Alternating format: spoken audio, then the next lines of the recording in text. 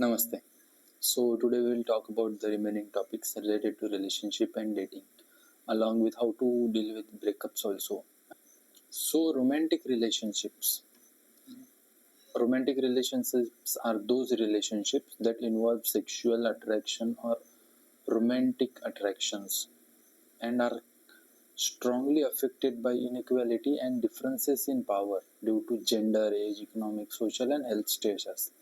So close romantic relationships are sometimes becomes sexual. So romantic and sexual is a synonymous. Sexual relationship is a part of romantic relationship. So yeah, this is a romantic relationship. Then dating. Now with the decline of arranged marriage, a new practice has developed called dating. So as we see, the trends are decreasing for arranged marriage even in India nowadays. A new practice has developed called dating, and dating is it is a freedom to choose one's own partner mate through meeting and getting to know each other. This is dating in which people meet, a couple meet, maybe it a gay couple, lesbian couple, or a simple cisgender person. They meet each other and get to know each other, and if they think that they are complementary for each other, they might or might not get married. They can also live in a live-in relationship, or they can get married simply. It is usually done by mature adults, as dating is to find a partner for marriage or for intimate relationships. These days, with advent of technology, people also use smartphone applications and websites for finding a dating partner. Generally, Tinder is used as a hookup app, but along with that, it is also used for dating as well. But we have to be careful when we are looking for dating on social media or smartphone applications, that fake profiles are becoming advent in these times. These fake profile are of sick people with wrong intentions who use these platforms for kidnapping, blackmailing, sexual assault, then phishing, data theft and human trafficking. So it is very important for us to consider about this fake profile while dating. Now, what is dating violence? We have to understand that this kind of violence can be seen while we are dating or about to date. Emotional violence, in which one partner threatens other or harms his or her self-worth or self-esteem. It is emotional violence in dating. It also includes things like calling names, teasing, behaving in a controlling or jealous way, over jealous way. Jealousy is a normal part of relationships and can be dealt with. But if it becomes more over, then that is a problem that needs to be dealt with. And it is related to one's what we can say, it is related to one's insecurity. Monitoring the other persons constantly checking, constantly stalking, which we can say, shaming and bullying. These are all the forms of emotional violence. Emotional violence also happens when someone keeps the other way from friends and family. If one partner is keeping the other partner from keeping away him or her from his friends or family, this is also a type of emotional violence. Physical violence is when someone pinches, hits, shows, slaps, or punches the other partner, or also kicks him or her. So that is kind of physical violence. Sexual violence is one in someone forces a partner to have sex or engage in sexual activities when he or she does not or cannot consent. See, in a dating or any kind of relationship, consent is very, very important, because our physical thing, which means our body, is we need to understand that it is our right to do what we want to do with our body.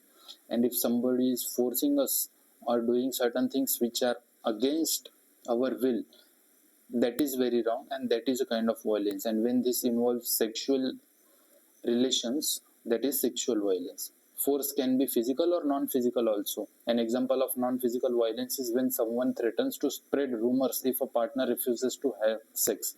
So if two people are in relationship or dating, the non-physical kind of violence is that a person threatens the other person if he or she refuses to have sex with him or her, that he or she will spread rumors about the partner, any kind of rumors which can be damaging to the person's recognition or respect in the society. Stalking is also a form of violence, which is any form of repeated or unwanted contact that makes a person feel unsafe. So we have to avoid this kind of also. And if it becomes physically violent, then we have to also report. Stalking can also be reported to police stations. Now, what is breakup and how to cope up with it?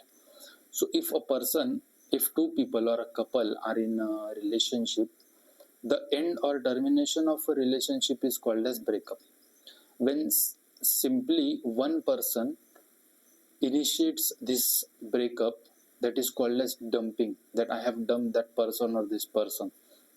There can be various reasons for a breakup, and most people experience it at some point of time. Some might not, because they maybe not be a part of a relationship anytime and just get married simply. So who the people are in of relationship, they might get dumped or might have breaker at some point of time. Some people can easily cope up with it as a part of a relationship, but some people experience devastating effects which can be harmful for their physical mental health. So how we can deal with or cope up with breakup? There are various strategies that one can use. It is not necessary that one strategy will be useful for everyone. It is specific for person, personalities, and different types. So let's see how one can cope up with breakup. So one thing we can do is we can try to deal with it maturely and understand what's going on and not focus on the delusion. We can focus on what is actually going on, what is reality, and not take it personally. Yes, obviously we have certain kinds of negative characteristics, but we can grow and understand and learn that these can be addressed and can be used in next relationship. There is always hope. Also, a person is very vulnerable to addiction, depression, and suicide during these situations. So we have to understand and consider that these feelings are temporary and will eventually grow, which will eventually go. So you have to understand that time is a best healer and time heals. So we should not take any decision based on the heat of the moment. Along with that, we have to also think about the career, parents, friends, which are there for to support us, who loves us. So we have to focus on positive things, appreciate the things that you currently have in your life. Then another thing that you can do is talk to your friends and family. A support is very much needed, and a support can be provided by them. So you have to understand that we have people who love us.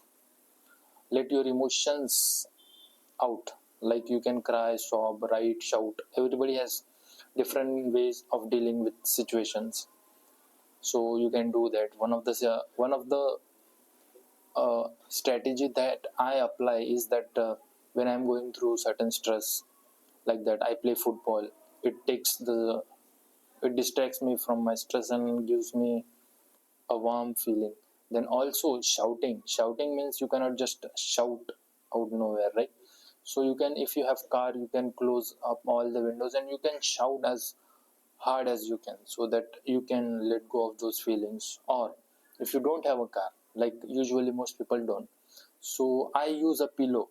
I take my pillow and put my face over it and I shout as hard as I can to let go of those stress, distress, hurt, and everything painful. I myself have never gone through a breakup, but yeah, these are the things how I deal with the daily stress. It is not necessary that you have to shout every time, but when it becomes necessary, you can try it out. Then crying is normal, you have to understand, because in a gender stereotype that we have in this world, that boys do not cry. Actually, sometimes people are also afraid of crying. So you have to understand that during our childhood, we were not allowed it to cry and we are stopped in the between only. We are not we are not given a chance to see that crying stops on its own, if not broken in between. So you have to understand that when we cry, Eventually, cry will stop on its own once the emotion has been dealt with, and once you have cried out, you will feel light. Indulge in some activities to divert your attention, like you can go or a movie, party, swim, sports, dancing, or read a book. Whichever is creative and interesting to you, you can do that to divert your attention. It is person specific.